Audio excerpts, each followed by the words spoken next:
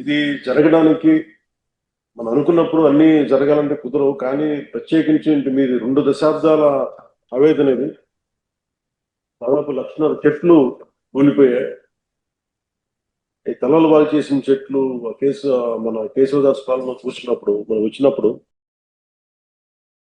కోనసీమని కొబ్బరి తోట లేక ఊహించాం. అలాంటి కోనసీమలో తలలేని మొండెంలాగా ఆ రోజు కనిపిస్తే చాలా బాధ అనిపించింది.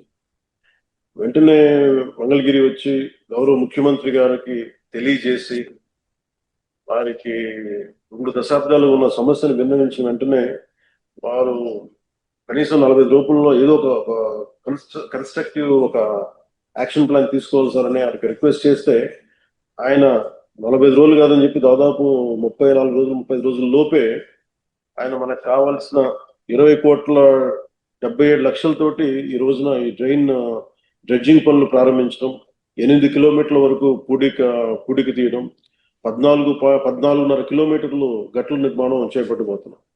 దీనికి అలాగే శంకర్ గుప్తం డ్రైన్ లో దాదాపు 600 ఎకరాలు ఉంది. కాదు 250 ఎకరాలు అన్యాక్రాంతం జరిగింది. అది మొన్న మీ దృష్టిలో కూడా నేను అది అడిగాను. దాన్ని కూడా కలెక్టర్ గారు ఒకసారి దృష్టిలో పెట్టుకోవాలి. ఈ రోజున మనం ఇంత ఆనందంగా ఇంత సమర్థవంతంగా చేయగలుగుతున్నాం అంటే దీనికి ముందుగా మనం కృతజ్ఞతలు తెలుపుకోవాల్సింది గౌరవ ముఖ్యమంత్రి శ్రీ నారా చంద్రబాబు నాయుడు గారు.